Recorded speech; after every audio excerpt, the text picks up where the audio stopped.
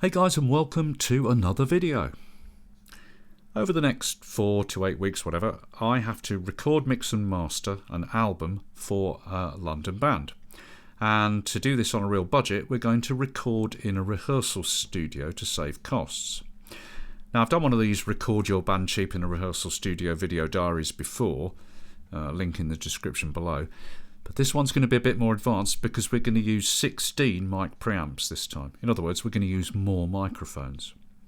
So for this project and for further projects that I want to get into recording into the future, I need more microphones. So I went out and I bought a selection of good budget mics.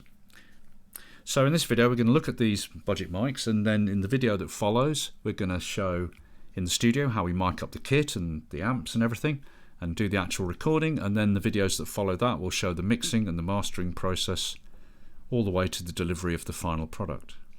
But let's start by looking at this selection of budget mics commonly available at today's date, end of January, beginning of February 2024. They're all budget, they're all really good quality, and importantly they're all very different. So let's check them out. Roll the video. Okay, so let's start with this, the Audio-Technica AT-2020. Okay, this is a super budget large diaphragm condenser mic suitable for vocals, spoken word, recording guitars, all sorts of different things. Okay, costs about 85 or 89 British pounds street price, and it is a no frills, really good budget large diaphragm condenser. Okay, so there's no switches to roll off the bass end or bring in a pad or anything like that. It's just a really nice budget no frills mic. Okay, now like all these mics, it comes with a pencil case type padded case and a microphone stand clamp. There it is, basic type of clamp. You put the mic in like that and tighten it up, and then when you get nearly to tight you make sure this is facing out, because this is the capsule front facing out. Tighten it up, angle it at what you want to record, and off you go. You can get a shock mount type mic clamp for this, which is about 24 British pounds. Okay, so there's a mic you just cannot go wrong with, the Audio-Technica AT-2020. Okay, about 85, 89 British pounds, as I said. I actually got this off Facebook Marketplace, mint boxed, for 45 British pounds. I'm actually looking for a second one of these because I can, if I've got two of them, I can use them for any recording individual things, but I can use a pair of them for recording stereo stuff as well. Okay, now sticking with the theme of large diaphragm budget condensers, here is the Lewitt LCT 240 Pro. This is Lewitt's budget large diaphragm condenser mic. Lewitt stuff is designed in Austria, made in China, nothing wrong with that, all the manufacturers do that. Baggy. This mic costs £99 with a sprung shock mount cradle, or £89 without, in which case it comes with a more basic sort of mic clamp like that. And this is Lewitt's budget large diaphragm condenser mic, and it's a beautiful design. The thing about Lewitt stuff is it's so beautifully designed, it's such great industrial design, that although this is a no frills budget mic, just like the Audio-Technica, this mic looks like it costs way more than it did. 89 British pounds without the shock mount, £99 with the shock mount, and it's also available in white, by the way. Again, this is a no frills mic like the Audio-Technica, so there's no switches on it, nothing like that. Gold plated XLR pins like on all the budget Lewitt stuff, and it's just a beautiful low cost budget large diaphragm condenser mic. The shock mount that comes with the £99 package version is really good design. It's an outer horseshoe with a suspended inner horseshoe. This is all sort of plastic, so you lower the mic in there like that. Couple of turns of that, so easy to do. And now it's locked into the inner horseshoe, which is suspended on elastic inside the outer horseshoe like that. It's a really clever design. And you get a pop shield. There you go. The LCT 240 Pro. Beautiful. I mean, Lewitt stuff, that's their secret, is they're so well designed and nicely made that they just, all the Lewitt budget stuff looks like it cost way more than it really did. So the thing about Lewitt stuff is, this mic is not going to sound massively better than that or anything. But when you rock up with the Lewitt budget stuff, the client kind of goes, Lewitt, you know, it really looks like you're bringing to the table some much more expensive mics than you really are. Oh, Lewitt does do some very expensive mics though. Okay, so that's the LCT 240 Pro. Okay, £89 without the shock mount, £99 with the shock mount. And I actually got two of these. This is the one in its product box, and there's the one in the shipping box, which I haven't opened yet. Now the idea with these is I'm going to use a pair of them to record the kit in stereo from the front, and then we will have close mic recorded drums as well, and overheads, and then we can mix and match those and make decisions about the drum mix at the end. Okay, great mic. But as I said, you know, it's a budget mic just like this, similar price. This is not going to sound amazingly better than that, even though visually it looks like a way more expensive mic than that. And then if you just look in the background here, I'm recording dialogue right now on this mic. This is an old Red5audio RV6. It's a budget large diaphragm condenser mic, pretty much a visual copy of that in fact. So this and this and this, they're all much of a muchness. You're not going to try any of them and go, oh my god, that is so much better than all the others. They're all much of a muchness, but really good mic, really good mic, really good mic. Okay, sticking with the Lewitt brand, if you're going to put together a budget selection of mics or an expensive selection of mics, you must have a pair of pencil condensers. They're really useful for recording things individually, but also specifically for recording as a stereo pair, different things. In this case, we're going to use these as overheads to record the overheads for the kit, right? Now this is the budget pencil condenser mics from Lewitt, the LCT 040 Max. This is a match pair for 114 British pounds, and Thomann, where I got this stuff, is doing a deal where you get this gravity bar. If you buy it in a bundle with these mics, you get this cheaper, so I decided to get the bar. I'm not going to use this on this project, I don't think, but you know, it's got all the markings, measurements and things for doing stereo recording, so I can use this bar with any pair of mics for doing stereo recording things in the future if I want to. So I thought I'd get it, as I could get it cheaper if I bought it at the same time as these. Okay, so these are Lewitt's budget pencil condensers. They do a more expensive pair called, I think, the 141 Air, which are longer than these, cost more obviously, and they have three switches. One is a minus 12 dB pad, one is an 80 Hz bass roll off, and they're called the Air specifically because the other switch is, it brings in a high sort of high shelf boost in the air frequencies. But this is their budget pencil match pair. £114, and they're supposed to sound really good. I've listened to some audio examples against other mics and they do sound nice. Case again. And here they are. Whoops, a bit of silicon gel there. There they are. And they're dinky. Get a couple of mics, match pair, you get the clamps and you get the pop shields. Although, you know, in the typical way a pencil mic is used away from the source, either individually or as a pair, this isn't going to be used to reduce pops, to reduce plosives. If you do put this on the mic, it actually more has the effect of just sort of slightly reducing the air top end, the treble end a smidge. But anyway, you get them. And there it is. Again, it's a beautiful bit of design.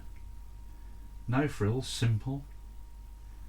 It just looks like a much more expensive mic than it is. I love the way it's so dinky and tiny like that. Gold-plated XLR pins again.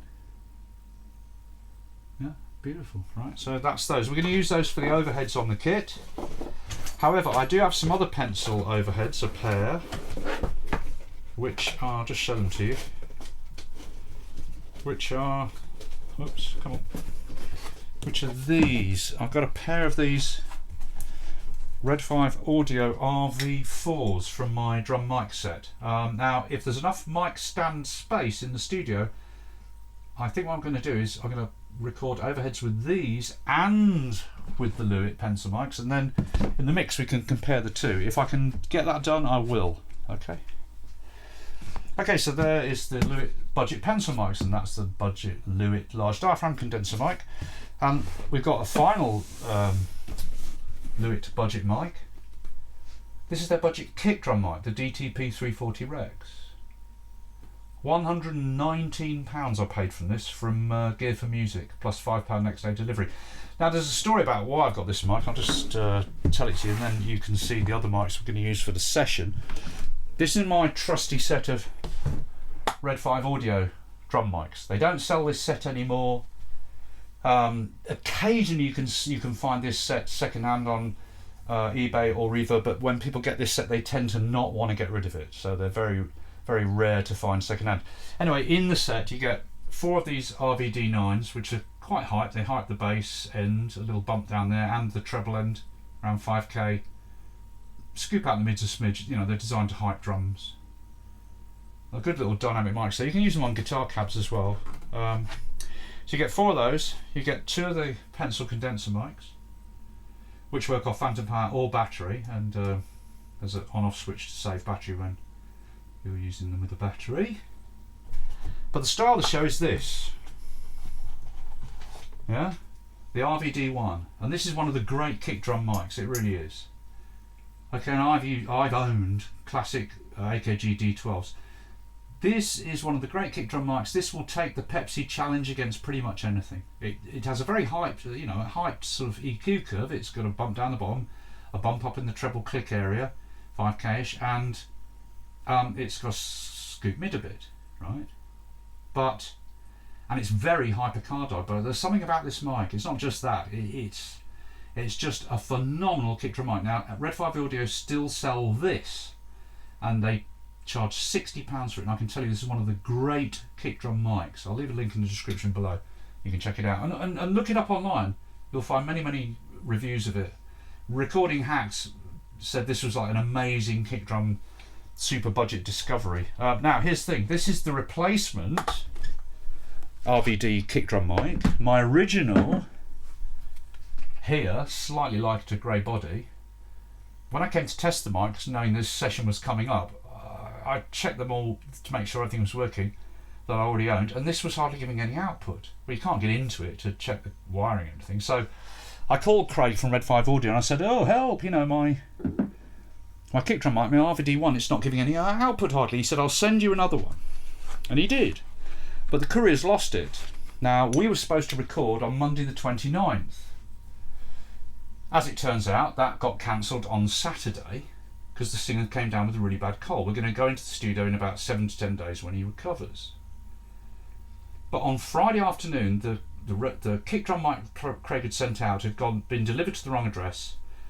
There was only Saturday that a replacement could be delivered for the session on Monday, and I had to have a kick drum mic for Monday. So Craig said, look, I'll tell you what I'll do. I'll send another one out today. This was about 5 o'clock Friday. Guaranteed next day delivery, right? And I thought, okay, fine, brilliant. But I wasn't sure it would arrive, was I? I mean, the couriers might lose it again. Well, as it turns out, this did arrive Saturday, but I had to order another one, a backup, just in case, to be sure. So it had to be something that I could get on Friday at about 4 or 5 o'clock for next day delivery Saturday. So I was very limited in my choice.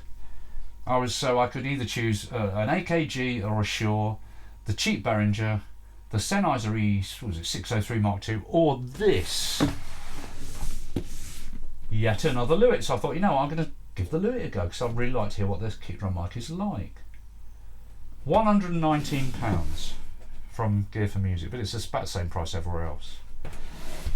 Okay, and it's carrying case as usual.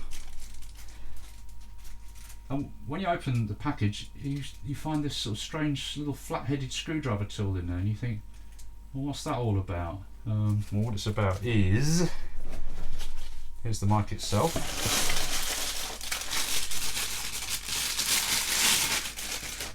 If you just look, there's a recessed switch there, okay, which you can switch between the two positions with a small flat-bladed screwdriver type tool, right?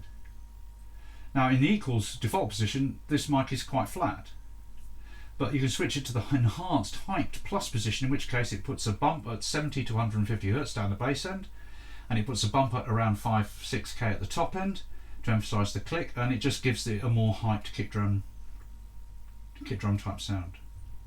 And there it is.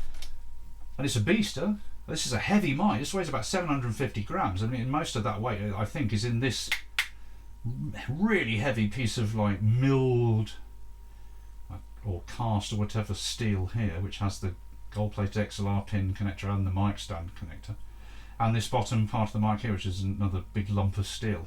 It's a real heavy beastie. But I mean, look at that, 120 pounds, and again, it's just that superb Lewitt industrial design and really nice build quality. It just looks like a way more expensive mic than it really is, doesn't it? Yeah, beautiful. So we've got that.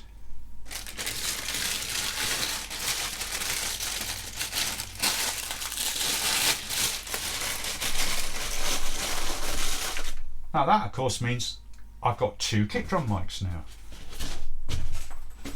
So I think what I'm going to do, and what will be interesting, not so much for the band, but for the purpose of this video diary, of this budget recording thing, and testing out the mics generally, is if I get another kick drum stand, we can mic up the kick drum with both the Lewitt and my favourite Red5 audio RVD1. And then in the mix we can do a comparison. That will be interesting, won't it? Okay. Anyway, there you go. That is like Lewitt's 3 budget offerings: the DTP 340 REX kick drum mic, the LCT 040 match pencil condensers, and their budget large diaphragm condenser mic, the LCT 240 Pro. So we'll hear all those in action when it comes to the mix. Okay, that just leaves a couple of things to finish up. Here's an unusual one. I was ordering from Amazon and I saw this. I thought, you know what, I'm going to grab that. 35 British pounds. This is the Behringer B906, which is Behringer's cheap and cheeky copy of the Sennheiser 906 or 609, which themselves are derivatives of the original famous Sennheiser MD409. This is an unusual mic. It's a dynamic mic. 35 British pounds this cost. It's a dynamic mic, but it's a side address microphone, like the Sennheiser it's copying. Now, just for beginners, look, see this type of mic like that? You point it at what you're recording, the capsule faces out from the end of the barrel, and the sound comes in from whatever you're recording and hits the capsule straight on. Okay? But this type of mic has the capsule standing up vertically inside the body, facing out at this angle, so the sound comes in from the side and hits the capsule straight on like that, and this is called a side address mic. Now, most large diaphragm condenser types mics, they are all side address, but dynamic mics are nearly all front address like this, right? This and the Sennheiser that it's a copy of is a side address dynamic, very unusual. Okay, comes in a poly whatever plastic case. 35 British pounds, right? And there it is. It's light. Okay, so the capsule in this is shock mounted inside the casing there. It's also got a built-in pop shield. Like the Sennheiser this is copying, it gives a very pronounced bump around 5-6K in that presence area, which makes it a very popular mic for guitars, electric guitars, right? And the other thing about this is it's based on the old Sennheiser and the re-released Sennheiser copy of the classic MD409. And what people used to do with this, which made this such a popular guitar mic for guitar cabs and combos, was you could have it on the XLR cable and dangle it over the front of the cabinet, and then when the sound came out of the speaker it would hit the capsule straight on, because this is a side address mic, right? Okay, so it's hypercardioid like the Sennheiser it's copying, and it gives that pronounced bump at around 5K, 6K like the Sennheiser it's copying, which is that treble presence area that electric guitars have. Okay. you can have on this is a three-way switch, so you can have it in flat, which means you still get that height bump around 5k. You can increase that hype treble, upper mid, top mid presence bump, or you can roll it off and soften it a bit, right? And there you go, 35 quid. Yeah, interesting mic. Yeah, so I'm quite keen to try that actually. I'm going to use that on the guitar, close mic the guitar with that. But the main mic that I bought for guitar is this one here. The T-Bone, which is Thomann own brand, RB 500 ribbon mic. They've made this mic for years, and they've sold thousands of these. It's consistently one of their top selling mics, and it's got a great reputation around the web. 99 British pounds. Okay. Now, this guitar band that I'm going to be recording, they're an indie type band, a bit like The Fall, and the guitar sound is overdriven and quite jangly, a bit sort of Levine type guitar sound, right, if you know what I mean. So ribbon mics are particularly good for overdriven guitar. They're good for other things, but they're particularly good for that, both clean and overdriven electric guitar. So I got the ribbon mic for the guitar primarily, but I can use it for other things. I might get another one and then I can use a pair of them for stereo. And it's a beast, isn't it? I mean, look at it's a weighty mic as well as being physically large. This weighs almost 3/4 of a kilo as well. It's pretty much the weight of that Lewitt kick drum mic, about that weight. I love the way it's in this sort of like old RCA style cradle, like the old RCA classic ribbon mic from the Frank Sinatra days, you know. It's got a captive lead, not an XLR connecting lead. A lot of people complain about that, but that's the way it is. 2-inch aluminium ribbon, figure of 8 like all ribbon mics. 99 British pounds. Fantastic. Okay, now, thing about ribbon mics is they give off a very low output, so you need a preamp with a lot of gain to get them up to level. So if you're getting a ribbon mic, it's a good idea to get one of these FET amps with it, and Thomann do a deal where if you buy a ribbon mic from them and get a FET amp together in a bundle, that you save a bit of money. So I got the FET amp to go with it. Now all it is, there it is unboxed, it's just a little barrel like that with a FET amplifier inside there, and you just connect that into the cable in series. This takes phantom power and boosts the output of the ribbon mic to a good, hot, usable level. But it also has the secondary role of making sure that phantom power cannot get up the cable and destroy the ribbon mic. Because if you send phantom power by mistake up a ribbon mic cable, it's game over. So my advice would be always get one of these if you buy a ribbon mic, regardless of the brand, because this will bring the level up and protect it from phantom power.